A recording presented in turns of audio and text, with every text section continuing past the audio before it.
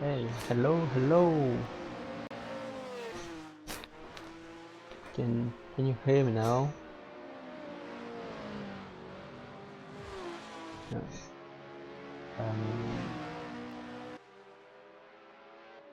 Yay.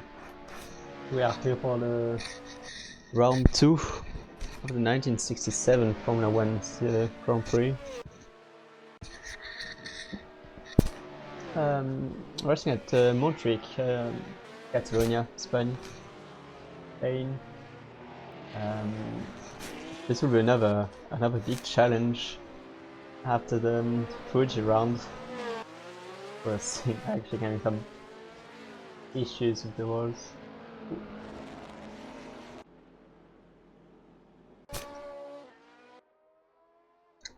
Why only Erik, Vilez? Why not racing tonight?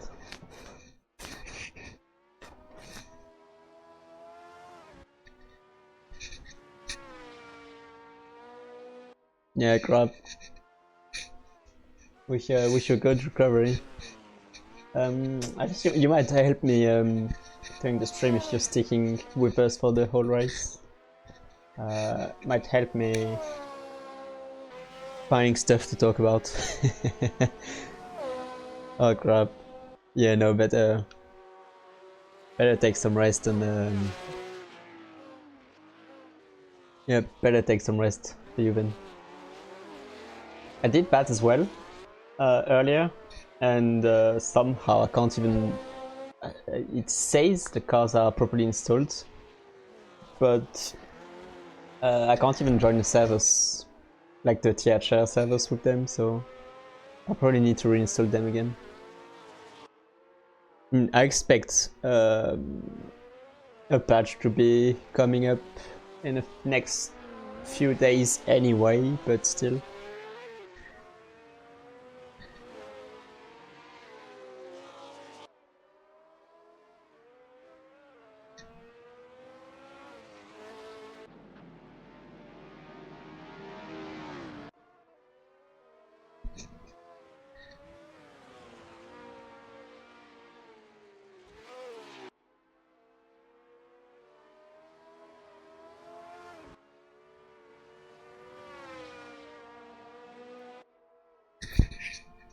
Fun thing is, for now, after the practice, so it's only practice, it's not really saying much. People not necessarily showing up before the quali, as it's very like the proper start of the event. And again, it's the Brabhams 1, 2 and 1 second ahead of the rest. Oh, nice jump, Ickx.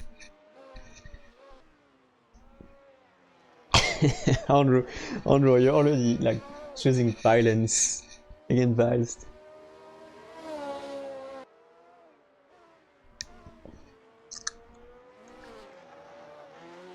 It just needs to find needs to be to agree with his teammate for the car.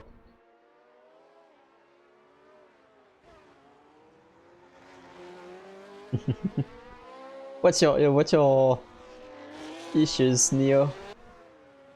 You're not at home or anything?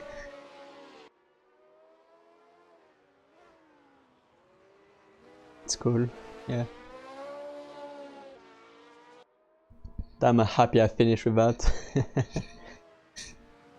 Yeah. I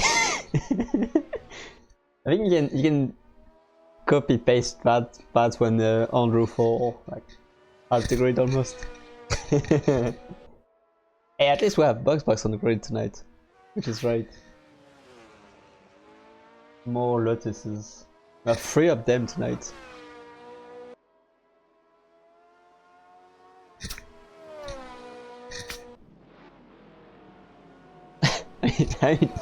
Yeah, Neo, not taking part of the race. It doesn't mean anything for your test if you don't like practice for your test anyway. So I hope you prepared for it.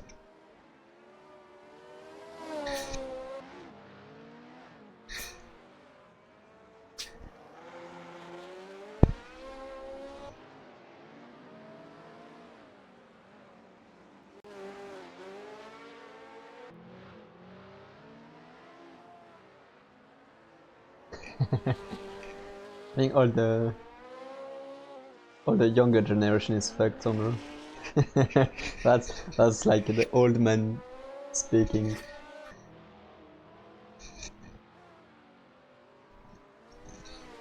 Anyone born in this century is fucked up.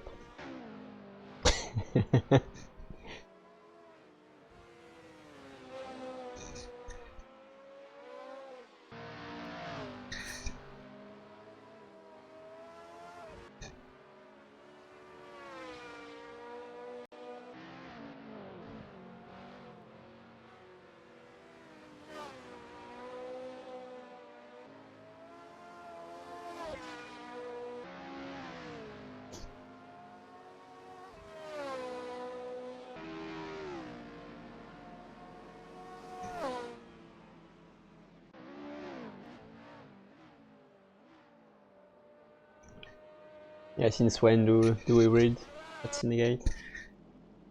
I don't believe you, Andrew.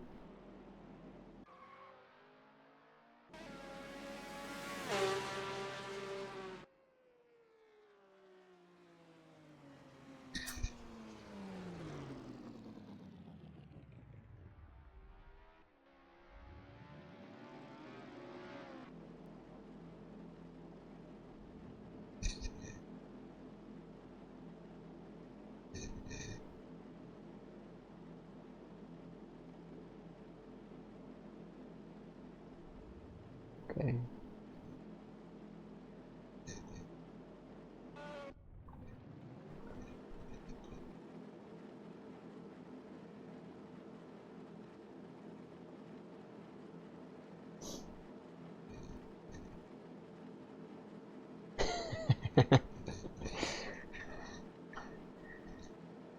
Get back in your car instead of saying stupid things on.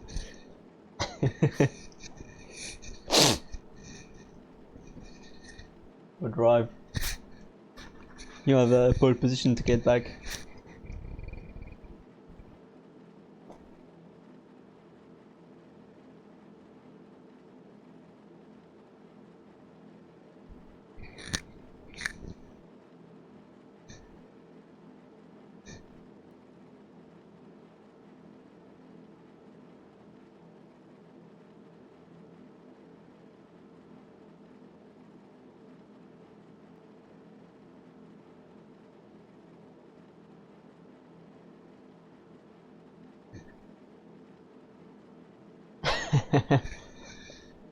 Hey Akashic. Pro tip for today: the least pit stop you have to make, the faster you'll be at for the whole race. It should be faster to take it easy and not have to pit. Yeah, so we'll go straight. We do have Erik and this guy's in front of him. Akashic going straight out of the pit lane as soon as the green lights are on.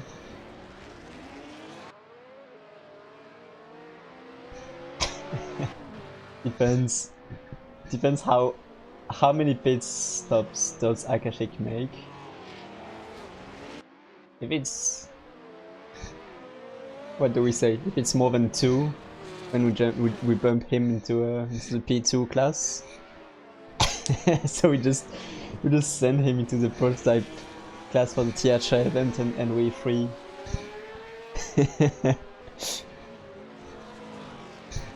You can't vote new, you're not taking part. Or if you want to take part, you can jump in the P2 car, as they need a driver.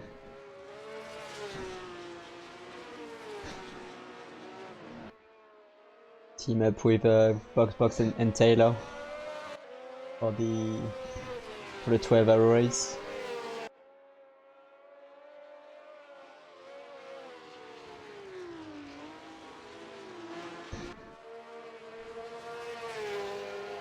It's going to be a fun race.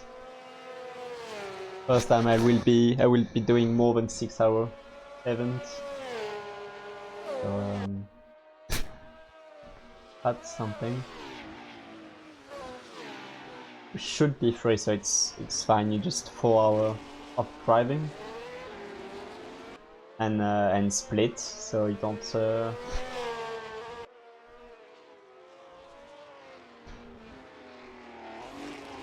I haven't done anything more than 6 hours yet, so I really want to do more, but it's also so difficult to have.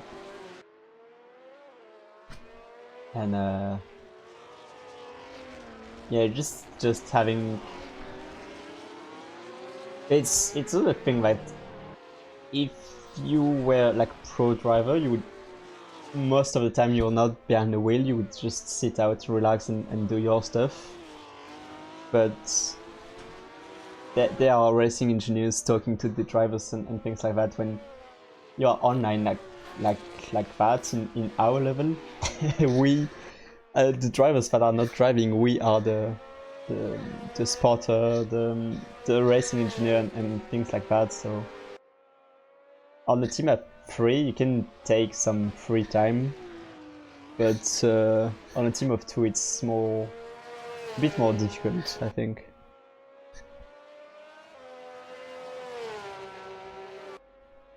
Yeah, exactly.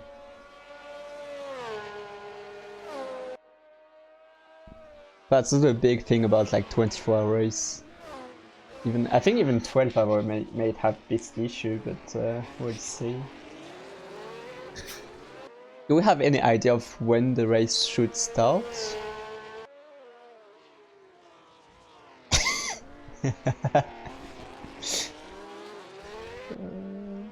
I don't even know if it starts like early in afternoon, so it ends just after midnight in European times, or if it starts like in the morning for us. Yeah, exactly.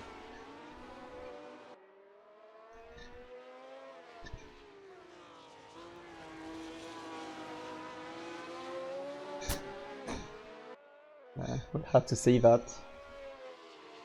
And there are always like good thing like about the races that long is you have people that prefer to do the start, prefer to do the end, or like you have with 12-hour we will have multiple stints in full darkness, in full night.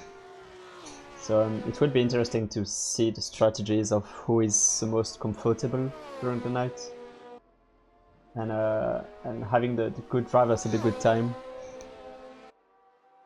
So that will be interesting, like really interesting. It's like 12 COT, yeah, great.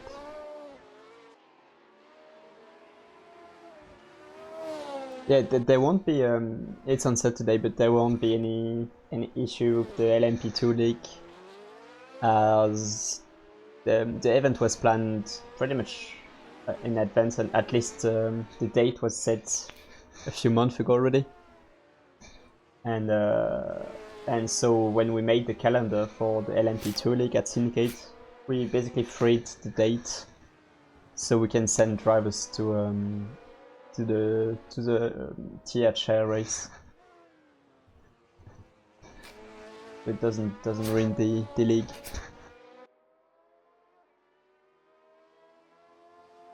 So at least on a syndicate level, the Saturday evening will be free. It will be a rest week, just so we can go race at THR for the 12-hour race.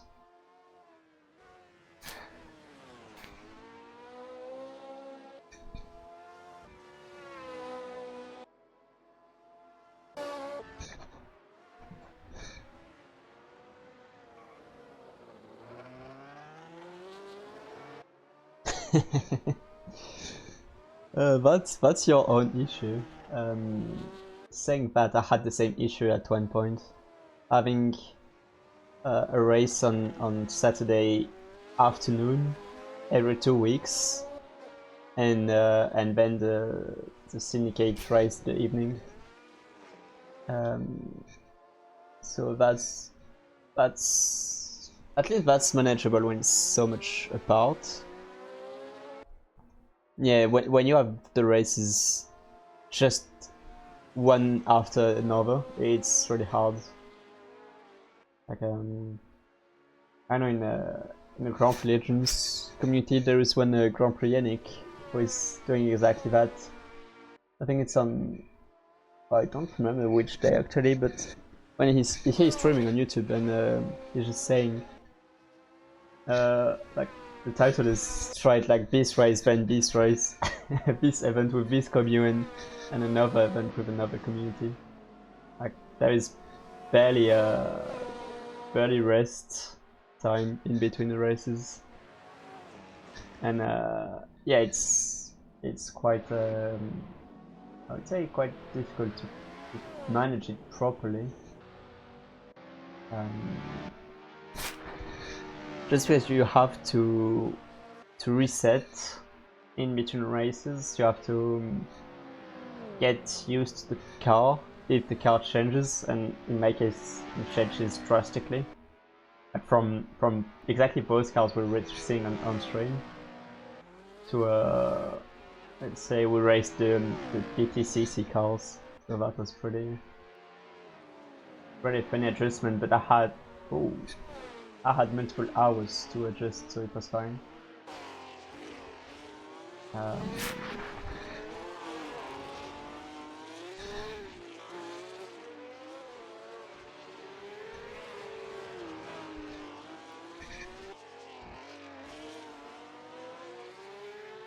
Well, actually at some point I even had 3 races on Saturday.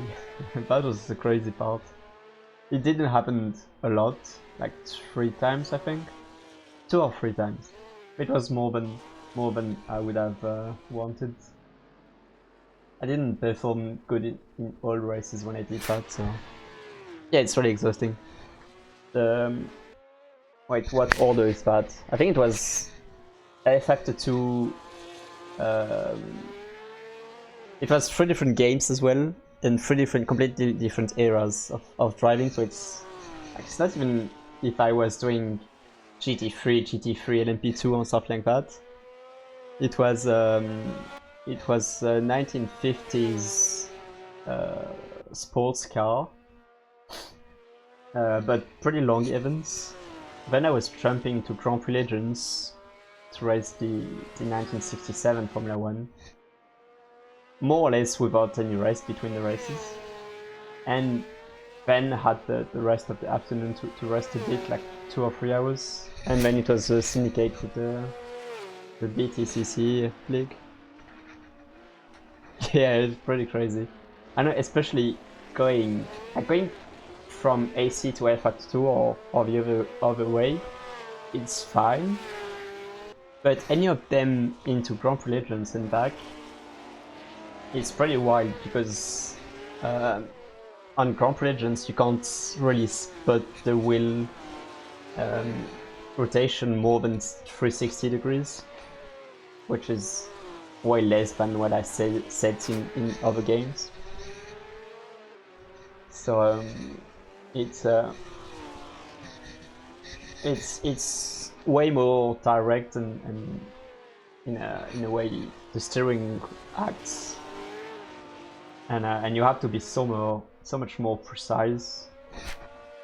So going from AC or F Factor 2 to Grand Prix Legends, suddenly your car is so twitchy, and then going back is suddenly the car doesn't move, and you have to turn the wheel way more. It takes a few laps to adjust, and of course it's pretty exhausting driving the cars for at least 1 hour race every time, plus the quali.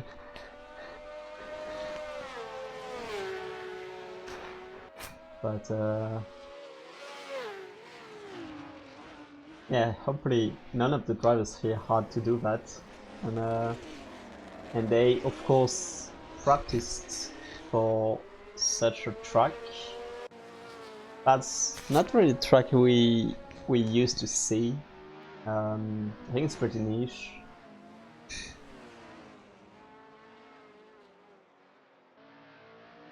Yeah, at least GT3 and MP2 is... It's different, but it's the same era, and you have similar kind of driving in the way, like even in the setups and everything. You rely on downforce, more or less, but it's not jumping from the 60s to modern days or things like that. But yeah, going back to the circuit, I don't really have. No, okay. We are at Montjuic, which is an old Formula 1 circuit that closed in the mid-70s for safety reasons, and that turn 1 is exactly the reason of that. The car's jumping out the end of the straight and having to brake for a hairpin corner. Pretty dangerous. It's more or less like a way faster Monaco. It's a straight circuit, so of course you have 90-degree corners, and it's glitching out. Okay.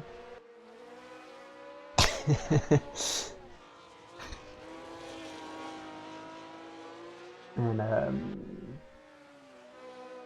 yeah, you have some crazy fast corners, like the final corner and the first one's obviously the first one is jump.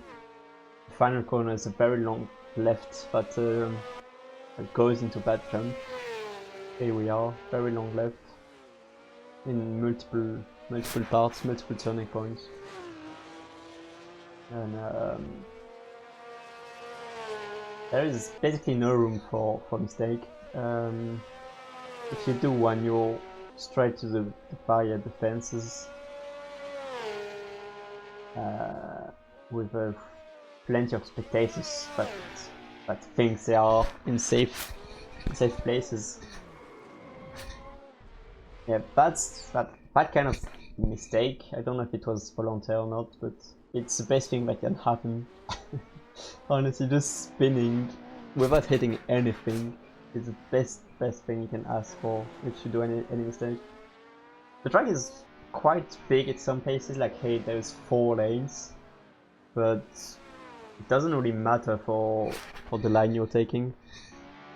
The lines are really like there is one line for most of the track. So we'll see how many overtakes there will be, because there are not really many places to overtake. Turn 1 maybe, but it's really dangerous with the turn. And we'll have to see that, keeping an eye on that.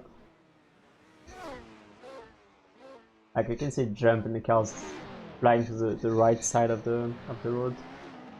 You have to take such a weird angle to go for the inside line for the hairpin in turn 1.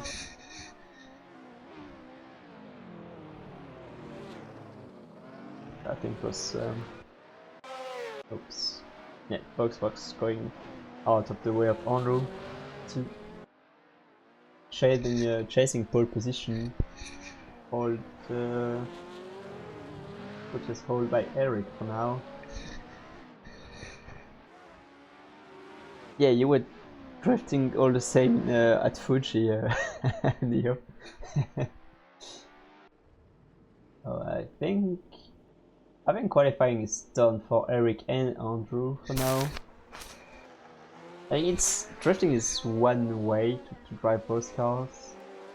Like you really want to do the 4-wheel drifting into the fast corners to help rotating the car, because there is no downforce or anything.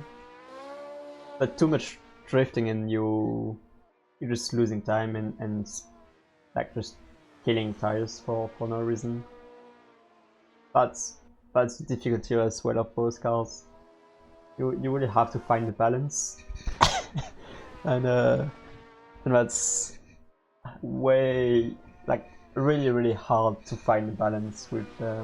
They do have quite a lot of power, especially considering the very low weight of the cars and the short wheelbase. Like if you put that car next to a modern Formula 1 car, it's like any like I don't know, Fiat 500 against a bus, like a big city bus or something like that. It's crazy.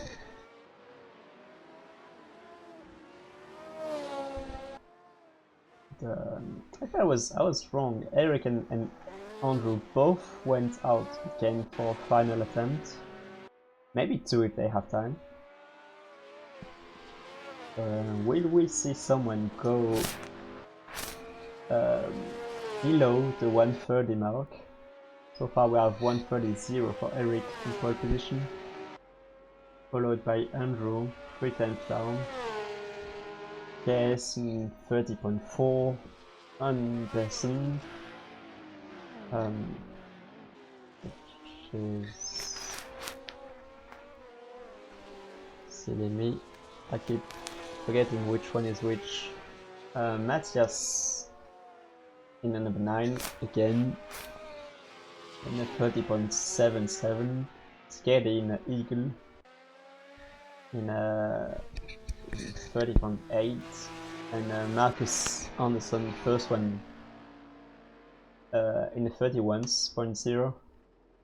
Michael being the first Lotus 41.4. Akashic being exactly 1 second behind. Lumbago in the Brabham 32.7. And in DrBoxBox, actually Mathias didn't put a single valid lap, so hopefully it's all fine. And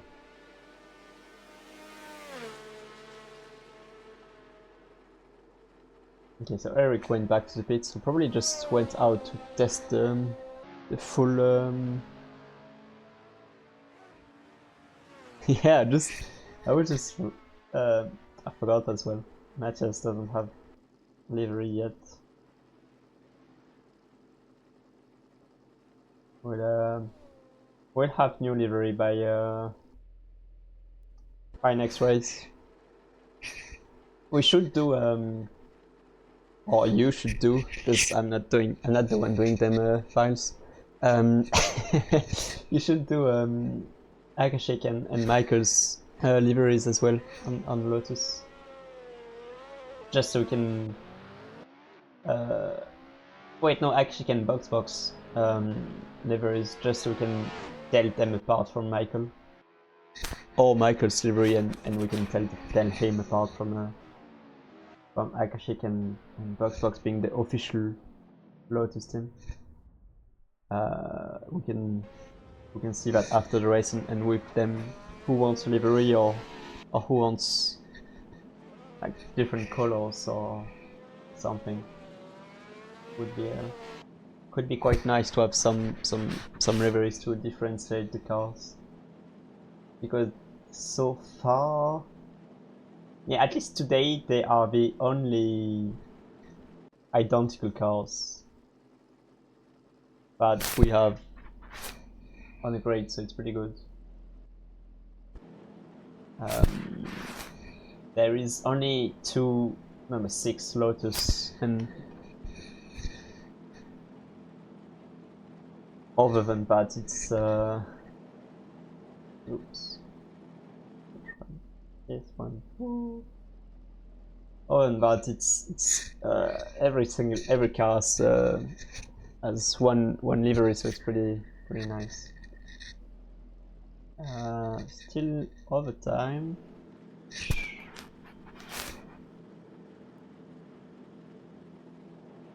I can't really do more. I'm a bit afraid it just messes up with the the sensitivity of the mic. I think I can up a bit the gain, but I'm a bit afraid if it just messes up the. Okay.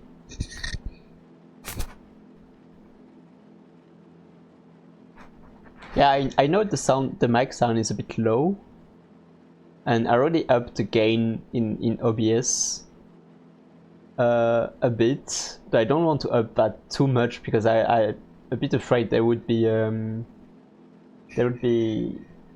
like grain or like very poor sound coming up. Okay, so I'm just going to skip the session just because it's taking more than it should. Oh, what? No.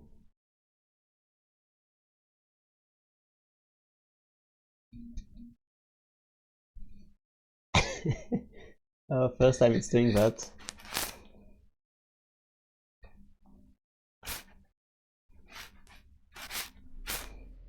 Okay, good. The countdown is pretty long, so it shouldn't be an issue. Here we are.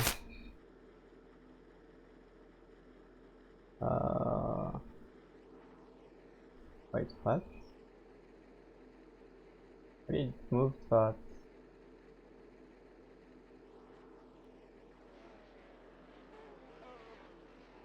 I don't know what it's doing, but okay, I guess. Low.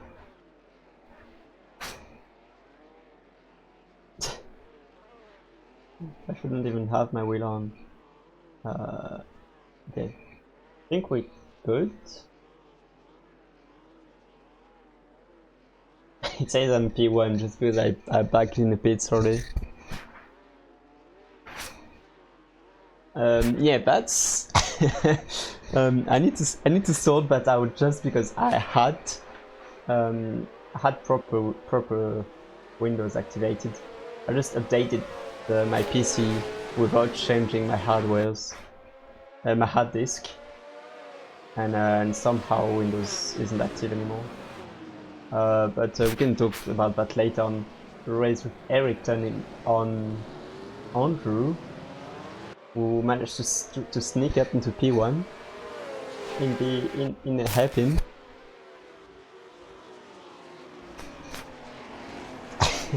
Sure, that would be with pleasure actually, because I'm pretty sick about that.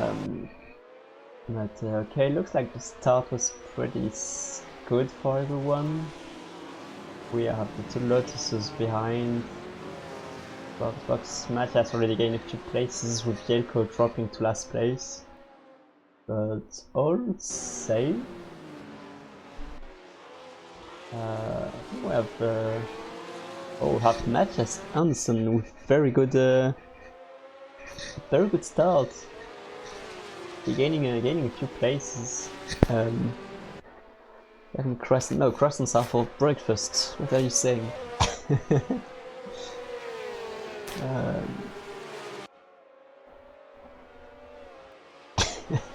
Well, that's quick, Adrian. Thank you. I will have a look after the stream.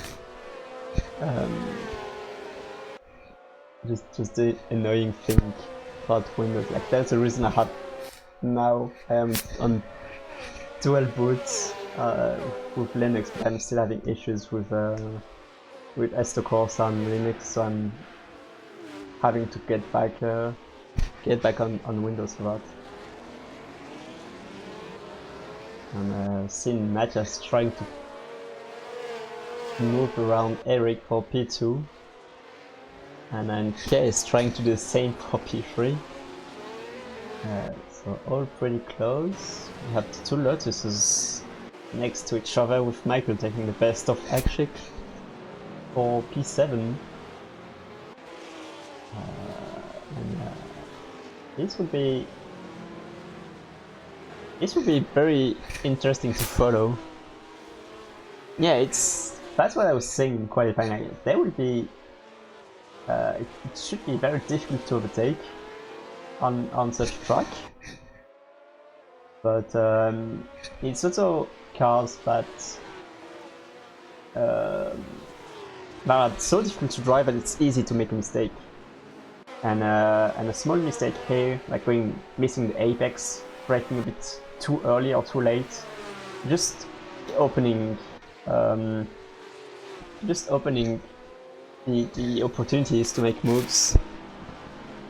So I'm just honestly counting just on that and some bold moves probably, like looking at KS here, going to turn 1 with the jump.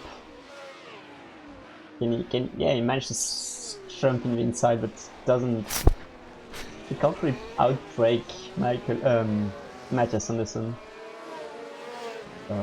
There's no move done here, and Andrew is trying to move away. The top 4 made a gap already to Skady and Marcus Andersson. Gentle game, and yeah, it's just a gentleman league here. I'm doing my best, so it's a gentleman league. A gamer move here will be heavily penalized. From the car first, from the game, because you really don't want wheel-to-wheel contact or side-to-side contact with these cars. They're easy to spin and just going into the rails, or in Assetto Corsa or basically any single game, it's really not something you want, just because how random the cars, the contact and the damage feels sometimes. So that's already one reason that you really don't want to go there, and the second reason will be the heavy penalty we might add to that for doing a gamer move, let's call it that. And Mathias making the move on the Lumbago.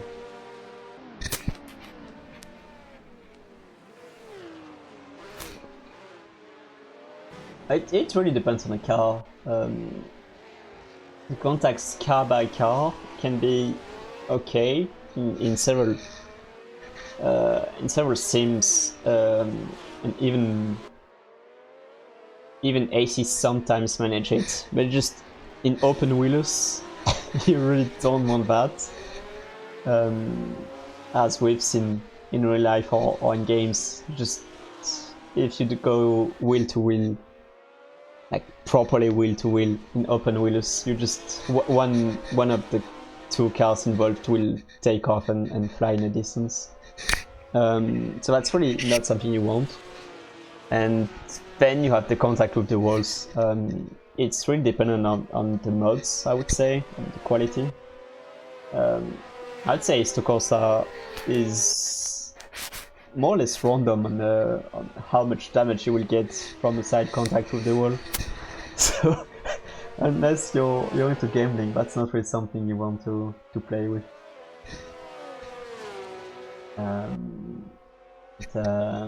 Yeah, so somehow already, like, Erik and Andrew are together already 1.5 seconds gap. KS 1 second down on Mathias. Skady is not that far off, 1.7 seconds. So Skady made the pass for P5 and it's already massively dropped Mathias Andersson. And we'll see if Skady managed to catch up with the top 4 of or if he just can't get that. And behind that we have big battle. Wait, no, that's Marcus. Sorry, Mathias Anton is in the top 4. And then I think behind we have to have a look at Michael to see if he can catch up. As we've seen, he is the fastest of the Lotus drivers, and the issue is that he has issues of being consistent. So like at Fuji he finishes He finished very far back just because of the inconsistency and the damage he picked up. And the other guy I want to keep an eye in the midfield is Mathias, because he started from the back, but he showed pretty good pace as well. So we'll have to see. And of course, I'm curious to see how much positions can Jelko gain just by staying on track. I have a feeling that it will be his strategy again today. And last time it made him gain a few positions and it was definitely a good bet, and we'll see if it works this time again or not. Somehow heavily depends on his opponents, so we'll see. Yeah, it's only 8 minutes in as well in the 1 hour race, so plenty of time to make move, to catch up, to make distance between drivers, and plenty of time to make a single mistake that can cost you the whole race. That's a thing that we don't wish to any of the drivers, but that's always something that can happen. And so far the top 4 is still very close to each other. The gap being about 1 second between everyone. And Skady is still being 2 seconds down. So every corner can be an opportunity to gain all those, like half a second, 1 second even. Like we've seen here, Mathias Andersson making a small mistake at acceleration out of the first corner, the hairpin, and boom, that's like 5 tenths down instantly. So that's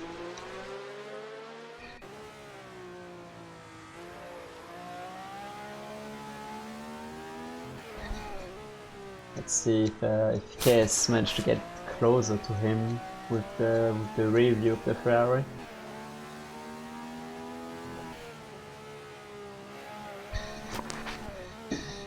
And after that we'll do a lap on board of KS, because I just noticed that I haven't shown a full lap yet on in TV cams. But it always help to see the track from the driver's view. Ferrari is, I mean, all the cars are pretty much a piece of art. The Ferrari exhaust especially is really nice. I do like the eagle. The front of the eagle is pretty nice.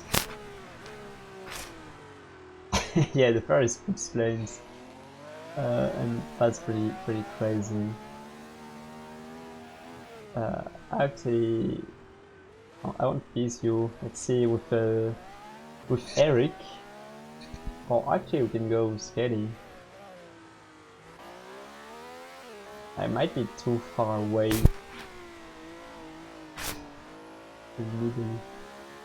Yeah, I'm going with Skady for the eagle.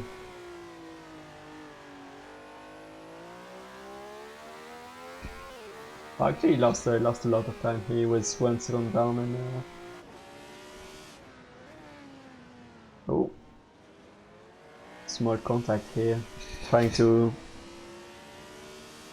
go like taking the widest line possible, but there are walls in your way. You can see how oversteering the car is.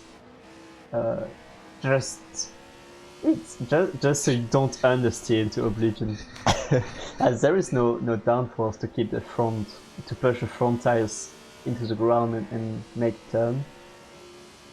So you really want the rear wheels to go further in the corner, so that's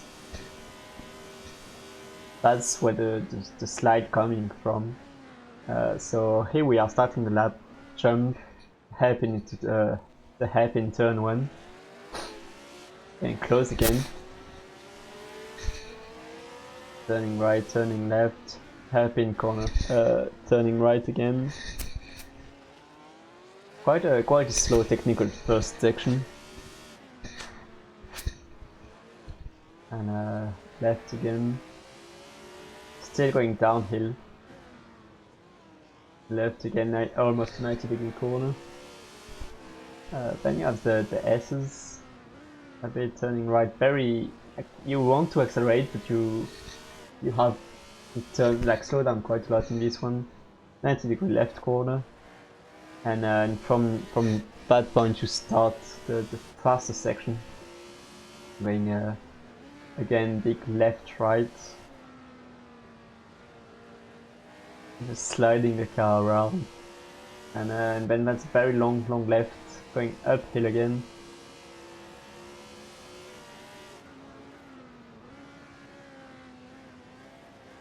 Slowing down for the second or third apex, however you take the corner.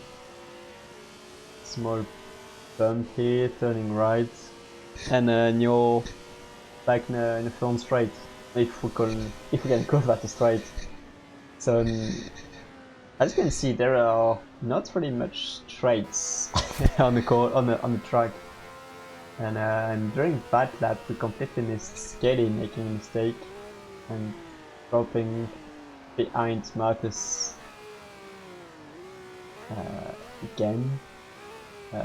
So we'll see if we can get back from there and make a move. It's better, and it's at least it's already better than in the 50s. As Neo said, like no tires, no downforce, just engines. At least those tires have somewhat some grip when you compare it to the bicycles or the motorcycle tires that were on the cars in the 50s. and they basically have no brakes as well, just and see the very late in the 50s they were still using drum brakes. The disc brakes coming a bit later. I think, yeah, at the end of 50s.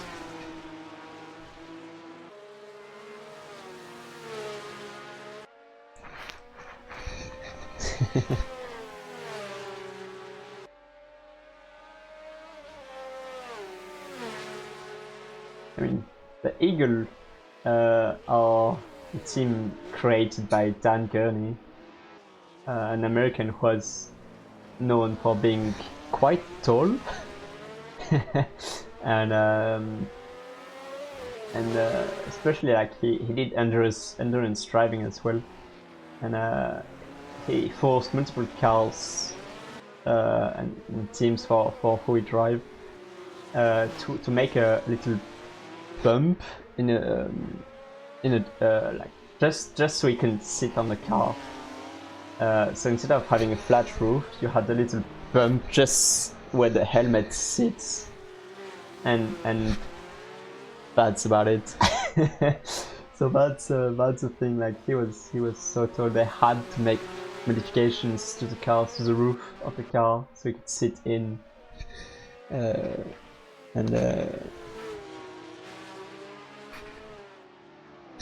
yet he somehow raced in Formula 1 as well, and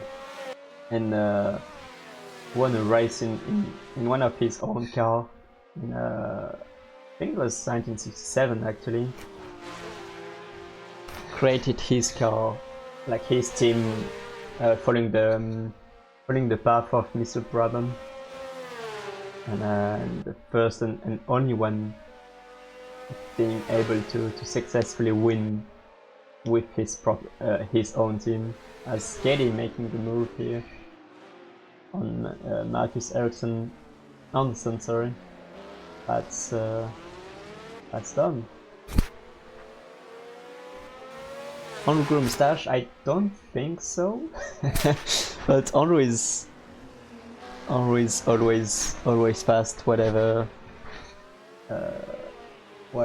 car you put in. Yeah, the Anderssons are part of the Andersson's brothers team actually, so they are pretty fast. And yes, as Vilez said, Dan Gurney passed away in 2018, so that's...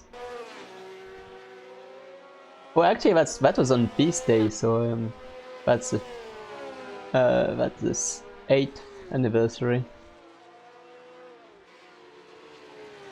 Wait, audio is bugged, but only the game?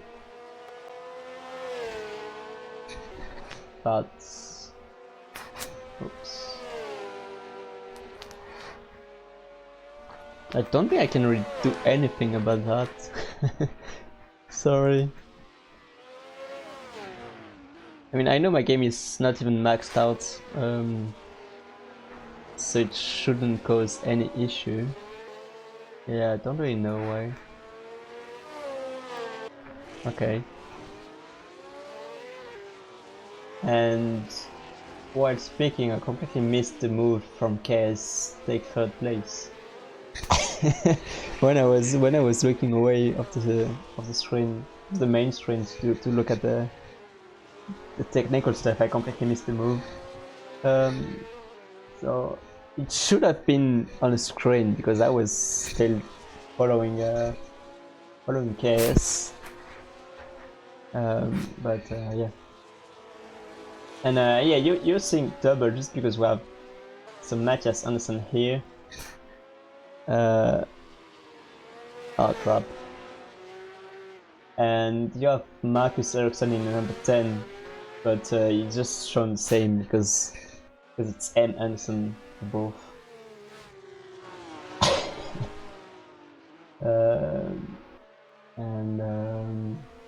Did we miss anything else? I don't think. Erik is catching up again. Let's make another lap on board. Yeah, I mean, we had the Finnish invasion like a few time ago with KS DrBoxBox Mathieu as well, and that was honestly quite a lot considering how many nationalities we have and how, apart from the Brits, maybe the Germans, none of them are really well represented. We have like 1 or 2 people per nationalities. So having 3 Finns were quite an impressive thing. And now it's more recently it's been the Swedish invasion, so they are answering the the neck balls, with Erik being now a very regular driver. The Andersson brothers and Lumbago as well, all at least 3 of them making their debut in the last league, when we were driving the 60s World Sports Car 2-liter prototypes. And yeah, two Albanians, Adrian. I mean, for most of the history of Syndicate, I was the only French driver, so that always have been surprising to me, as considering how the French sim racing community is quite big, but I think they just stay. It's just a closed one. They just stay between French.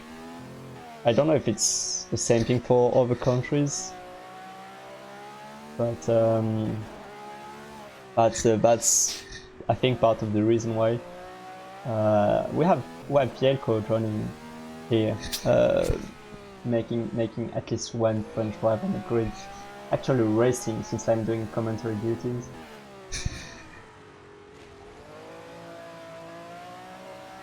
Yeah, I do think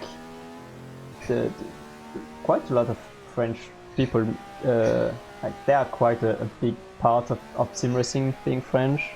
I mean, big part. Like, they are French doing sim racing, but it's I think they are more ever they are doing like ACC LMU on open leagues with modern stuff, almost esports, or they are doing their own thing, like between themselves. At least I haven't seen a lot of them in the races I've done.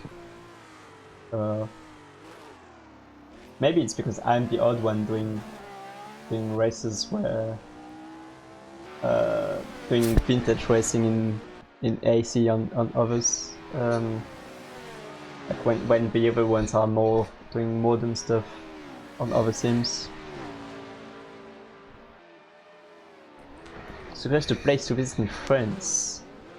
That's like the beauty of the country is that you really can go. It really depends on what you want to see. If you want to visit the main city, of course it's Paris. I know very little about that because I'm really not a city man. Like, just send me into the countryside or in the mountains, and I'm much more happy than in the cities. But yeah, Paris is one, of course. But you have the Alps for the mountains, the Pyrenees as well, pretty nice. You have many things, like even the center is really nice with all the old volcanoes.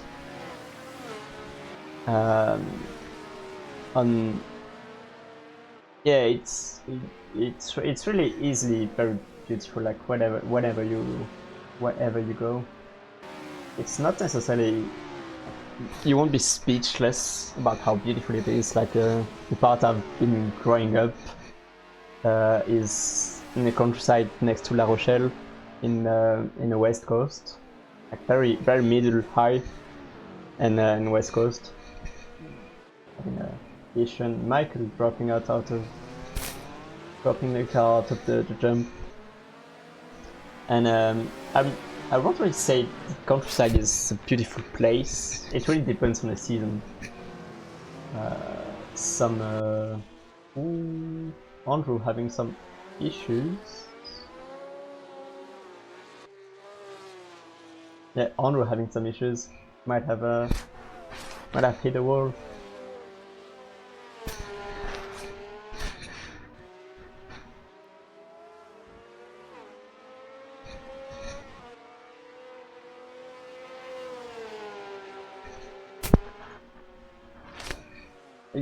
Yeah, considering how it drives. Oh crap! Oh, yeah. That's bad.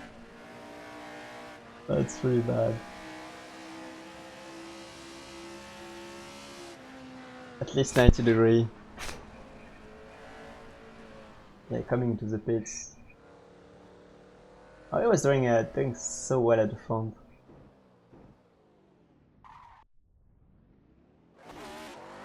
Wait, what? Oh no, he didn't fix. He didn't set the. Oh crap! No, that's going to be painful for Andrew now. I don't know if it didn't work or if he didn't have any pit strategy, or just the dear little pie default. And yeah, I mean he said he threw away the victory at Fuji last time as well. It's just very sad times for the Syndicate #1 driver. Or at least he was #1 last time I checked. So I have no clue how true is that fact. He still is one of the fastest.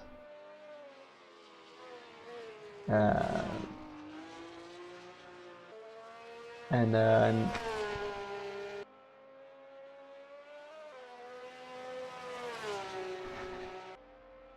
I started joining the Syndicate Saturday stream very late, so I couldn't see what happened there.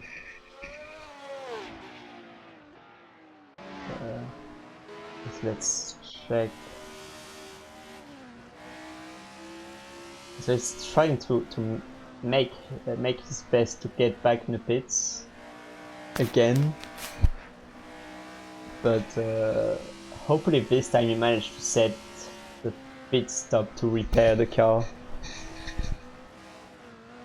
So back in the pits he goes, and hopefully it doesn't get out instantly. At least it looks a bit better now. Let's see, actually, let's make a little round about the drivers with the onboard, just to see who got the damage and how big damage are. As is that, yeah, DrBoxBox is about to be lapped by Erik. So I'd say Erik is fine, Case is fine. Mathias Andersson seems fine as well. Skelios also seems pretty good. Yep, pretty good here. We have Marcus, seems pretty good. Mathias as well. What's actually the left mirror is broken.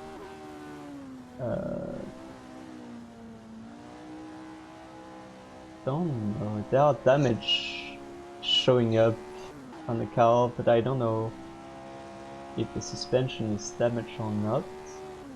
Seems fine. Lumbago seems also pretty good. We have Andrew just behind him, making yeah, dropping down to 9th place. Pretty sad. Yelko also seems pretty good, and DrBoxBox has damage, which explain why he's the first one being lapped, and nice slide here from Erik in front of him. Yeah, good call, I completely missed that. Michael has dropped from the race. Completely missed that. Not the first time it happens, sadly. Which same thing happened in a preseason race. Of course, preseason doesn't get any points, so I kind of get it. But this is a league race, and yeah, I know. The sad thing is we completely change the point system to reward everyone that shows up and race and finish the race, or actually take part of most of the race, and just living right there, he won't score any point for the race. So that's pretty sad. No, Adrian, actually most of them I think are V8. The Lotus is definitely a V8, the Brabham as well. Just count how many exhausts. Yeah, Ferrari has a V12, and the last one is the Eagle, which have, that's a V10.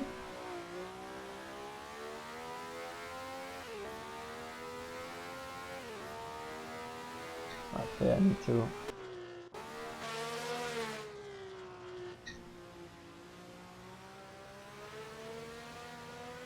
No, that's a V20. V12. So half of the cars are V12 and half are V8.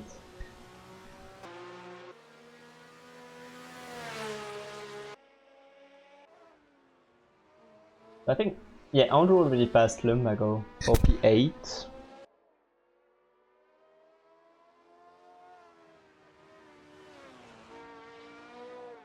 Oh, hey Steel Rat.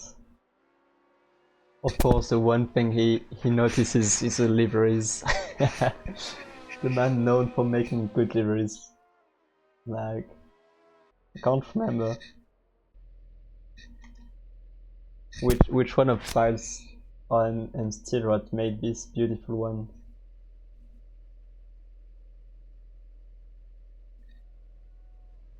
I don't know why it's so blurred. The camera doesn't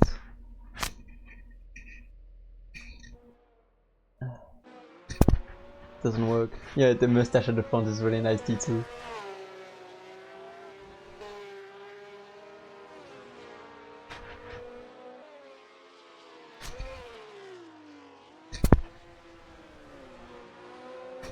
Which one? Yours?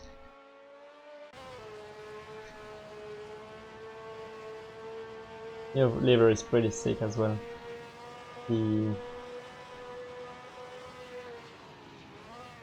nice jump. I don't know why the free cam isn't really making the thing look as great as it should. But look at that. Such a cool car. Who have custom liveries? We have Tail Code. I mean, you can see a team here, I think. It's not the same level of livery making, but you can tell him apart very easily. So that's like really, that's the main goal. We can say it's him. That works. Yeah, that's a very fast banana. I mean, not necessarily fast by other cars on the grid standards, but very fast by the fact it still goes to 300 km on the straight. As it moves by to let the two leaders going through. And I think most of the other cars are just basic liveries. I do like the font of the Andrew's car. It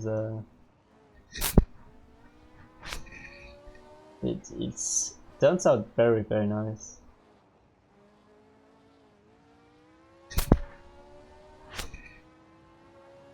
It looks very nice, honestly. It's very simple, like the bare metal and just the red line, and that works. That just works.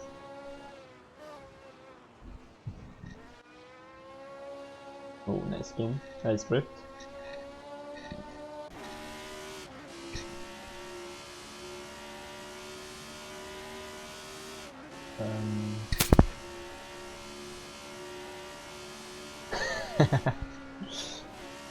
How could you?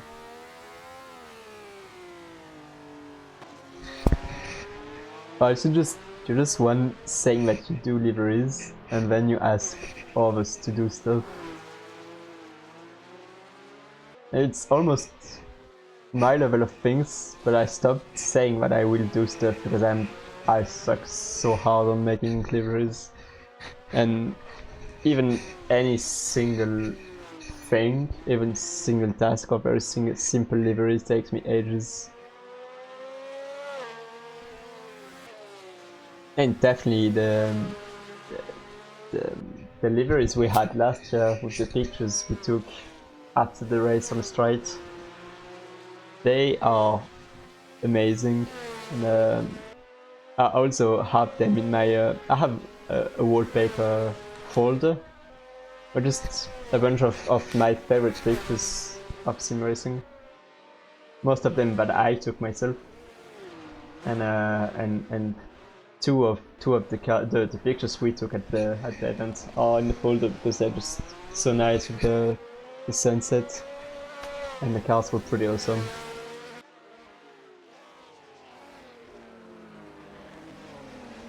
I mean, it's very painful to make livery. When you know how to make it, it gets easier and faster. But when you're starting, even if now I know what to do, I still take ages to do what I want, even if it's a very simple thing. Like most vintage liveries are quite simple, but it can still take ages to make anything, and that's pretty annoying. and that's the reason I prefer to ask when I'm doing liveries.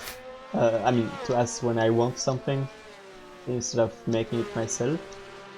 I did one for myself and Mathias, was my teammate, for the last league, and I started making one for the last Saturday league, the World Touring Car, but I ended up asking Akashic to finish it for me. So.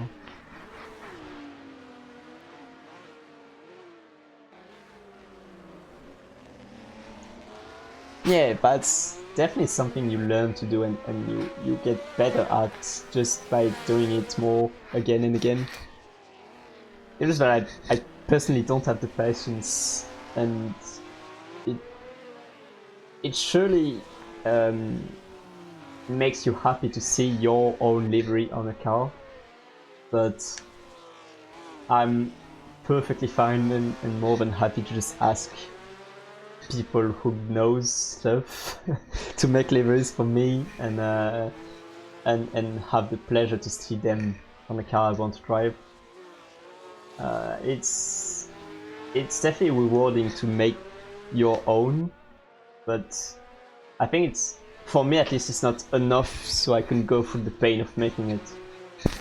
that's the reason I go to others, especially when I know several people that are way more skilled than me to that, and that are super nice or nice enough to do liveries when I ask them. Wink wink, steel rat, files, Akashic.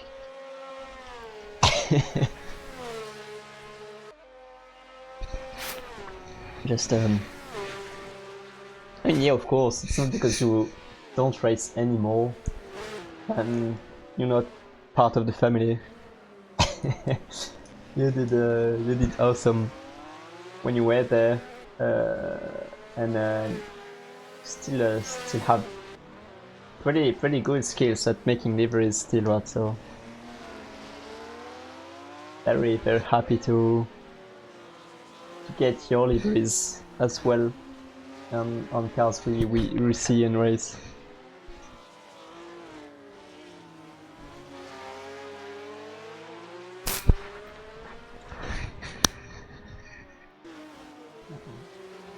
Almost just a bit less than 20 minutes down on the race, and and the gaps are pretty big now. Still have KS about 2 seconds down on Erik for the win, for the lead. We have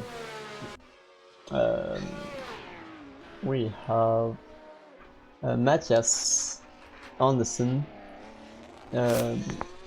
Sorry. We have Mathias in P3 with quite big gaps in front of and behind. Skelly is beating the Andersson's brothers. About, I was going to say about the same gap now. Again, same gap as Mathias in front of him. Quite big gaps in front of and behind. Then Marcus potentially securing a double top 5 for the brothers, and 3 Ferraris in the top 5 as well. Then we have Mathias, who is not that far away, and apparently just made a mistake because he lost more than half second there. Actually being the best Lotus, despite all the damage we can see on the left of the car. a bit on the right as well, but not that much.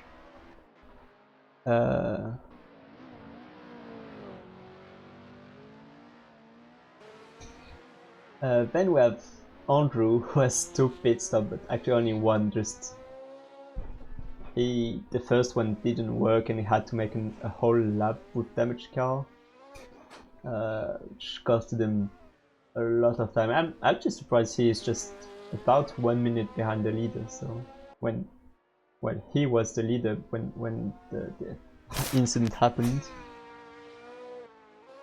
Then we have Lumbago, the last to be lapped, last in lead lap.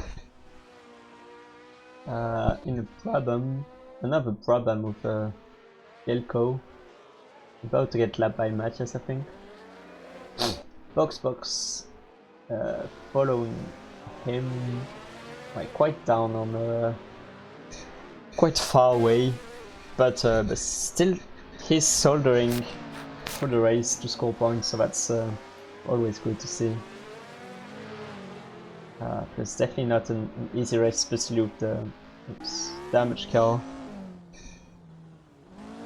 Doesn't seem to have much more steering damage than before, but the car is only hard enough to drive without that, so it really doesn't need help, any help of that.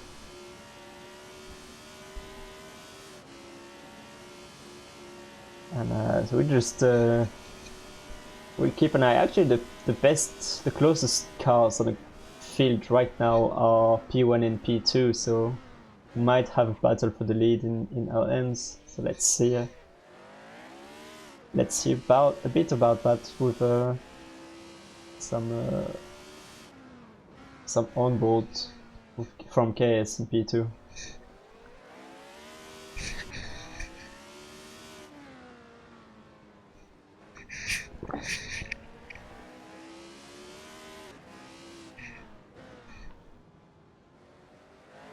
Yeah, it's always different skills depending on the cars.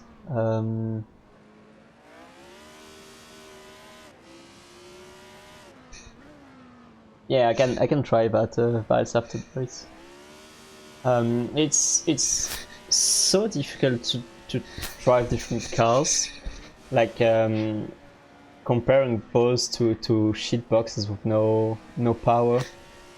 As I said earlier, these cars have lots of power but no downforce and poor tires, so not much grip. So if you just press the throttle as you would in a modern GT3 car, it would just spin out and wouldn't make like 2 corners.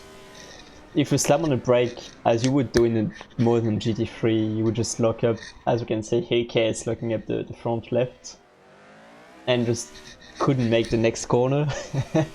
It's just, you have to be so gentle with the way you manage the pedals, and at the same time being very fast with your hands to catch any slide. Like we can see, Case is quite extreme in his driving, how aggressive he is, but I exactly get the points of how he managed to keep the car facing the right way and pressing the throttle as early and as much as possible, just to get the better acceleration out of the corners. And that's something that's totally different from a lower powered car from the same era, and completely different from a modern car with lots of downforce. Like if you want to go, I would say, like even in a shit cars, like we raced the Opel Corsa from about the mid 2000s or early 2000s. It's a totally different thing. Like you want to keep the momentum as much as possible in the corners, and you want to accelerate as early as possible. Most of the time even before the apex. So it's really just different lines you're taking between with different cars.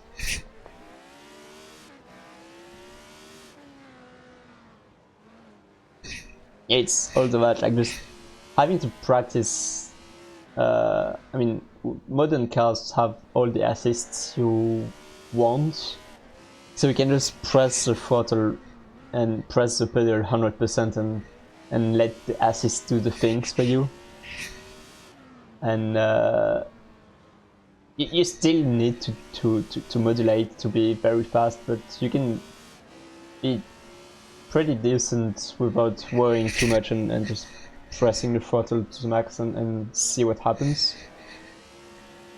But you can't really do that on vintage cars, especially with when you have lots of horsepower like in these ones. In a 2-liter prototype we had reversed earlier, like the previous league, you could in some extent do that because they had less power than these Formula 1 cars, but it was still like it really needed some precise steering input to keep it in the right direction.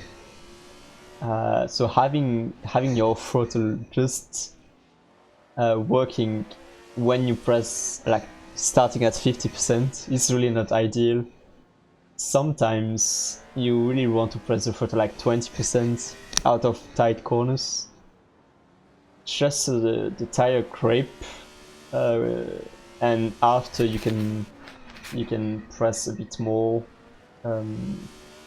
to avoid the big slide, and just like when you're just sliding, you don't apply the power as efficiency to the ground as you would if you are not spinning the tires. So sometimes it's way faster to press the throttle like only 20% and then apply more little by little, and just spamming the full throttle and wait and see. Probably just sensor issues if it really just counts at 50% and not less, or you have could be multiple reasons. Could be offset, could be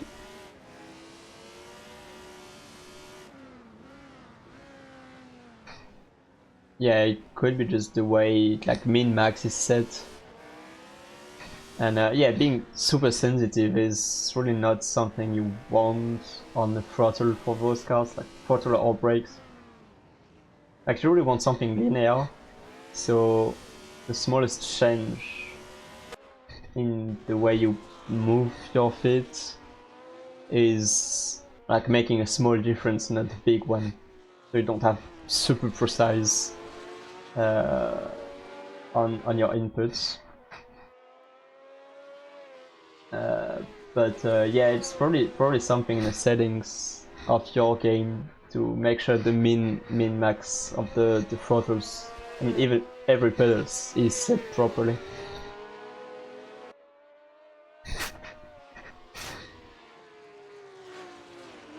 It could be, but I also know that I have no issue of having same sets as I want and perfectly linear and working fine with very low input. So I can go from very low input to be able to be only at 80-90% as well, not being like 0, 50, 100%. That's not really linear enough for those cars. And I do actually think that those cars are not the hardest to drive, but that's personal thing, that I really can't stand the 80s era with the big turbo cars. It's just something that I personally very struggle with. So Yeah, of course, always same, like the different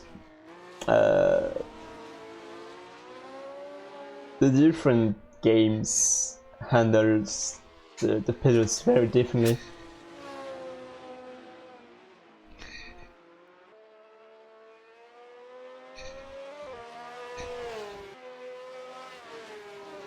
I actually barely never use 100% brake on AC or any other game, but AC especially.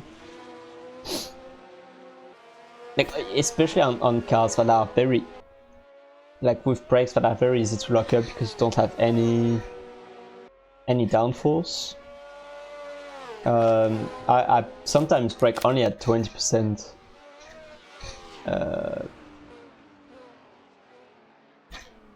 Just so I don't lock up and manage to brake in time for the corner.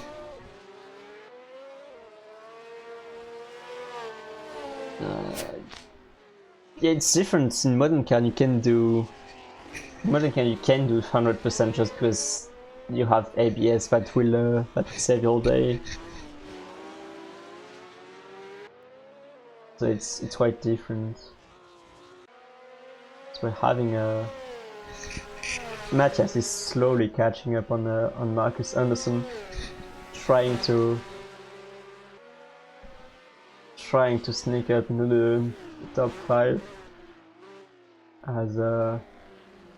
as Case is still about 1 second behind Erik and trying his best to make the gap even smaller or make the move, but Erik is really not doing any mistake despite the pressure he has had about all race long. And another 1 second move. Andrew about to probably get by Akashic for P7 and probably would not be able to make any of the move because the next car is 10 seconds ahead on the road.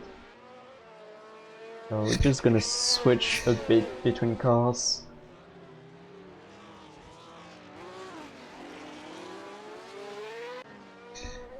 I think if you can't press the pedal to the max and hold it there, it might mean that you are sitting too far away from your pedals. Like you should be able to press the pedals fully without being like at a stretch.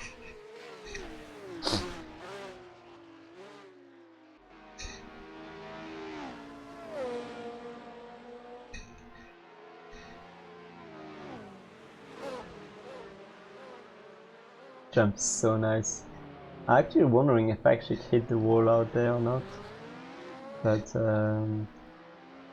that's a move done from Andrew.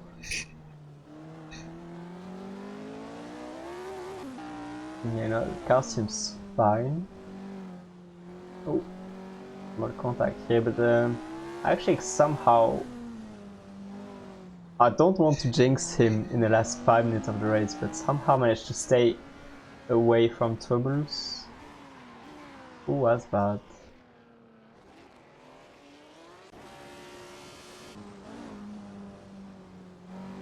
Wait, what? Oh, it was DrBoxBox, okay. Sorry.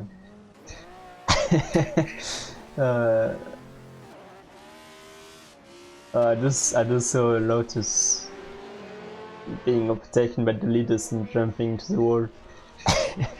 Oh. They shouldn't, but I don't really remember how they hold up in AC. But it's the kind of tires that should be able to do like half of the league races before you have to change one set of tire. There's another reason they don't have grip, is they are hard as hell and they can do multiple races without any issue, without any single drop of performance, despite sliding like that. So they shouldn't, the tires shouldn't be an issue, and that's another reason. Like, F1 didn't make any pit stop in the era. The only reason they made some was to repair the car or for punctures, but that didn't happen frequently, so they really were not really prepared for that. And having to pit was pretty much putting you out of the points, which was top 6 at the time. The only time I can recall of someone making some results after having to pit is, of course, Jim Clark, driving the Lotus in 1967 at Monza. Or was it probably 67? Not sure about the year. When he was in the lead, and I think he had a puncture, forcing him in the pits, losing like half a lap, almost a lap, and somehow managing to get back in the lead, like recovering all the way to get the lead again, just for the fuel pump to fail in the very last lap, and he rolled his car to the finish line to finish third, I think. So the man was really something different.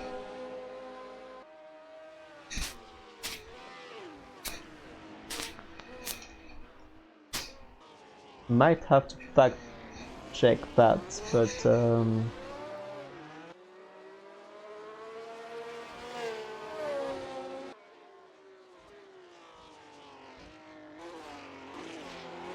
yeah, no, that's exactly that. Jim Clark led from lap 3 to 12, and then 61 to 67, only to lose the lead on lap 68, which was the last one.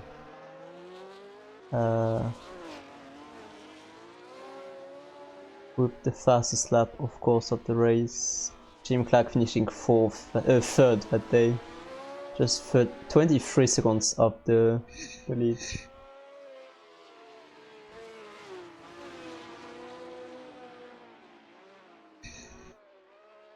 And back on the actual race, back on the final lap.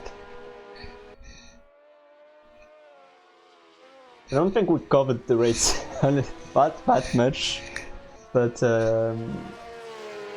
it's actually very close for the end. Will KS be able to? Oh no! Oh no! We've lost. He's jumped off the track. He just jumped out. So Erik takes a win. And yeah, Mathias taking P2, KS P3. Oh. No, wait. Will Skelly taking P3? KS still being stuck in the pit, so he can't really. Oh, KS made a mistake trying to make the move in the final corner, and he jumped in like he dropped below the map,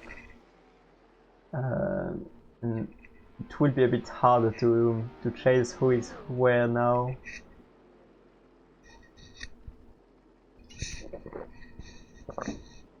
And oh, that's that's a podium gun in the final corner of the race, after putting so much pressure on Erik for the whole race. Oh, so we lost. So that's probably pretty good for Erik on standings. Yeah, pretty much. Like, it really depends on how you hit the wall, but considering how he hit the wall, I think it's pretty much straight to straight into the straight in hell, which is pretty sad. Okay, let's jump in the interviews. Guess. No, that's Lumbago. Did Ickx actually finished or not? I want to see that. I don't know if it allows me to. Yeah. Come on. I don't think it finished yet.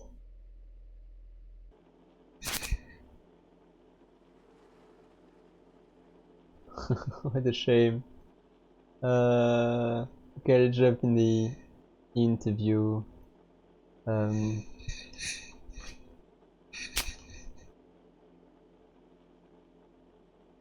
Let's see if we have people wanting to be interviewed.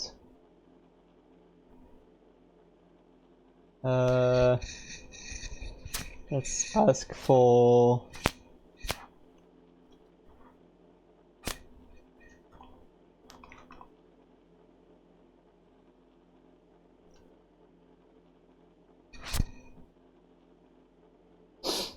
Okay, who do I have here? Oh, Akashic. Actually, let's start with you. Hey. Oh wait. Hey, can you hear me? Yes, loud and clear. Nice. How are you? Pretty good, pretty good. I had pretty good company during the commentary, so it went quite quickly, honestly. Oh, that's good to hear. Who was with you in the commentary box? Not in the commentary box, but on the stream there were Vilez, Adrian and Neo taking me company for most of the race. Huh. Hello everyone. So you managed to do the whole race without needing to pit.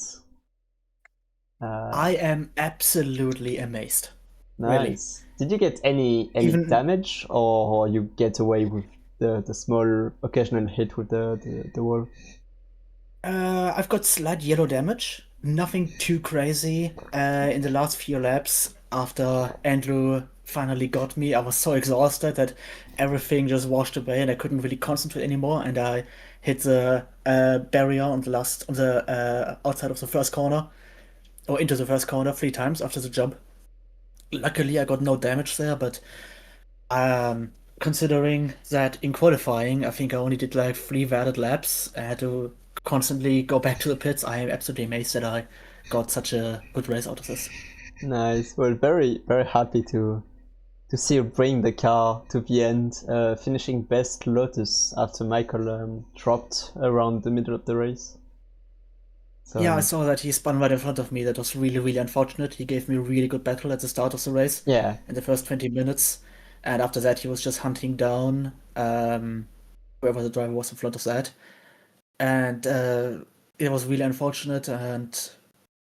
But yeah, he's definitely quick, and I'm sure he will have a good comeback in the third race. I do think so. He just needs to keep on track. Keep the consistency of the fast lap in quali. Yeah, definitely. And just back here, and there is I think the whole drivers want to be interviewed today, so we'll get through them. So thanks for showing up in good race. Yeah, my pleasure. Thanks for having me. If I can make a recommendation, invite KS first. Yeah, You'll yeah. See why. we want to know what happened. I mean, we see him. I just want to know if he finished the race or not. So we'll get him. Sounds good. Well, I'll see you next time. See you, chat. Have a good day, and until next time. Thanks. Cheers. Bye bye. So we get KS now. You invited me again. Okay, I can speak again. Hello. Get away, Akashic. Hello. Okay, what very poor, very sad moment. At the very end, you tried to make a move on the outside. Yeah, I just understeer at the worst possible moment. then the wall bounced me in the grandstands. Was there contact? Or you just Not between me and Erik, it's just with the wall. Yeah, okay, yeah, you just hit the wall and like very poor luck, and you just went under the track. Did you manage to finish the race or not? No, but I crossed the finish line, but track didn't count it. Oh yeah, because you needed to do. Because it was in the grandstands. Yeah, I think you needed to do a full lap to make it count. Because It was basically. Yeah, because you crashed before the line, so you had to make the whole lap. So yeah, very unfortunate here. You made such a good race pushing Erik, especially in the final few laps. It's very sad that happened. Yeah. Is there anything you want to say? I think it should count as finished because I crossed the finish line. It was just not on. I mean, you will get points, that's for sure. But the position you finish in might actually be a lap down, so about P10, something like that. Oh man. Yeah, which is really really painful considering the P2 that was waiting for you. But yeah, any last word before I ask another driver in? I should be P2. Sorry for that, guys. You'll get there. I'm pretty sure you'll get more podiums later in the league. You know, considering your pace, it's not really a big surprise. I would be surprised to get no podium out of this league. Yeah, thanks for racing again. Get some rest for now. See you next week. See you. Let's just going again with the pain in the voice and the disappointment. Andrew, what happened? You were leading the race and managed to limp to the pits, only to having to make another lap. It's just a tiny mistake. I was a bit too wide on the corner. My back tyre hit the wall. Then I put my front tyre into the wall, and then it did the Assetto Corsa thing of if you're just grinding down the wall for a bit, sometimes you'll just like get smacked out and yeah, destroyed my steering. And because the steering was so badly destroyed, I couldn't, like the wheel was upside down, so I was struggling to enter the correct pit stop things, damage repair, so that's why I went around again. It cost me like another 20-15 seconds. I think you would have lost less time by just stopping before your pit box, making the correct changes in the pit strategy and entering that. Yeah, 100%. The problem was I thought I had done the change. Okay, like, oh, that's a really quick pit stop, and then I came out and the wheel was still upside down. Like, yeah, because you know you can also just reverse, change the... That's what KS told me to do. But... Yeah, you are allowed to do that. I mean, it's... Yeah, I was quite far out of the pit lane. It just... I was catching you on the stream at this moment, and I was about to leave you as you enter your pit box to go watch the rest of the battles, and I saw you moving pretty much instantly, and I was like, the car's not fixed. Andrew's truth, the car's not fixed. So yeah, you had to do a whole overlap, and somehow at the end of the race you are about 1 minute behind the leader, which is not that much considering you had to do 2 stops and a whole lap with big damage. Yeah, I think I once again have choked a win. Because I held Erik off for, was it 25 minutes? Yep. And he never got within range to make a move, so... Yep. Yeah, brilliant match. I was absolutely flying at the end of the race, I think. I need to take the title of Syndicate's #1 choker now. That's like 4 races in a row. Nice. I mean, yeah, you're supposed to be a Syndicate #1 driver with the most elo. But KS final lap heroic saved my #1 slot. I just checked. I'm still 2 points ahead of Margie. oh, nice. Yeah, KS Because Erik's pretty good ones Yeah. tonight. Yeah, It do was I- really funny in the comms. He was like, "Come on, I'm so close." And then I'm slipstream. And then understeer, sliding, I'm flipping. It's like he's giving us a running commentary of what was going on. Oh well, yeah, we've seen catch Pat on screen, but that's probably something else to have the live commentaries from the drivers. I suggested that he send a ticket in about that. What do you think? Like, because he did kind of cross the line just in the grandstand, so I don't know if that's something you want to. Did he actually cross the line?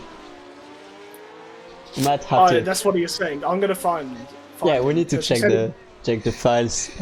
I don't know if I can reinstate him easily in the standings, but we can always have a look. Yeah, we were talking about. Yeah, this ain't going to be in the rule book, because who would have thought that flying off on the final bend and crossing the line but not getting the lap is going to be a thing? So I mean, if it was not AC, you would have just slammed into the wall and slide to the finish line without dropping off the track. So the face of the earth, that's incredible. Oh, he tried to pin it to get P1. yeah, he tried his best and that's costed him everything. So that just sounds like a proper F1 race in the air. But yeah, very unfortunate. No, this would have been worse for Le Mans 55. He went right into the grandstand. I mean, there's a reason Montjuic is not on the calendar anymore, and since the mid 70s, because safety wasn't really a feature around this track. Yeah. But we yeah, did it thanks. virtually, so Still, just thanks for have to- racing. Showed very well for the first half. Yeah. I'll try not to choke next race. You'll get plenty of race, like 6 races left to catch up for the win. Believe. Yeah, hopefully I can make this my drop round. If I make this my drop round, I'll still be in the championship fight. Yeah, pretty much. Well, thank you. See you next week. Yeah, see you later, mate. I'm gonna catch the lead now. I mean the winner. Erik. Yes. Another another very solid race. Things happened left and right. Any words on your race? I mean, yeah, that was a really tough race. I was sweating like a pig for an hour. I pushed so hard. Like first with Andrew, it felt like we both focused so much there for the first 20-25 minutes. We were really close on pace, but like Andrew said, I was never like close enough to make a move. But yeah, then he touched the wall and I got lucky. I didn't hit him, basically. Yeah, yeah. Avoiding the cars here is pretty difficult. Yeah. Somehow Yeah. Erik crashes only impacted one car. Like Akashic managed to avoid Michael. You managed to avoid Andrew, so pretty good. Yeah. And like after that, I actually my pace dropped a little bit for like 5-10 minutes. I don't know why, because I was on my own for a while. I didn't push that hard, but then I realized that someone else was closing in really fast. It turned out that Case had he found a really good pace. He was closing in, and I managed to pick up the pace. But yeah, at the end he was like a few tenths, half a second faster. And I think maybe my tires were going off just a little there at the end. I was drifting quite a lot during the old race, like sliding a lot. Yeah, And yeah. I think that Same hurt batch. my tires a bit at the end. But I mean, the ending, I feel so bad for Case. That is a crazy ending. I mean, yeah, he really managed to close the gap very to nothing at the end. And but we've seen like the final few corners are very fast, and you don't really have multiple lines around there. So he tried anyway because it was last lap, and somehow he thought the worst could happen was P2, but the game had other ideas about that, Yeah. so he dropped below the map. Yeah, so I found out in the Ferrari, like you kind of have to be like all the way the inside in that last turn, otherwise you just understeer. drift out. You understeer out in the wall if you don't lift. So I thought, I should have this when he was side by side, but you never sure, and then he just disappeared. So that was a crazy ending, absolute mental. Yeah, well, very big congrats for the race. Taking a Thank you. solid win. Actually, what was the? I already forgot what was the results of the previous race. But I can barely remember myself. Fuji was, I think I was KS winning in front of you, in front of Andrew. So okay, cool. yeah, it should have been equal on points between you and KS, but Yeah. I mean, depending on the post-race review, it might be equal. Yeah, we'll see what happens. Equal points. I won't be mad. I won't be mad if I he gets think P2. He more than deserves at least P2. I mean, yeah, we'll have to see if everyone agrees and pictures shows that he crossed the line. I really don't mind giving him P2. If it was up to me, I'd give him P2. But it's not, so yeah. We'll make it. Probably we'll make it a democracy thing and make a poll. Yeah. Let's see. But yeah, it should be pretty good. It's already almost going away with Andrew being the third one. Looks like it's setting to be a three-man fight for the championship. With we'll see. Two different cars, rounds to go. So well, pretty good. Yeah, we'll see what happens. Yeah, pretty good. Two different cars as well, so different strengths and weaknesses with the different tracks going on. And yeah, thank you again for the driving. Thank you so much. And you can go celebrate now. Yeah, I will do. Thank you. Bye. Bye. Well, I think that's it for the race then. Except, yeah. So we had Erik winning. Guess for now it's counting as P8, a lap down. So the podium is Erik, Mathias, Andersson and Skady. With Marcus Andersson being 4th and Andrew actually finishing 5th behind.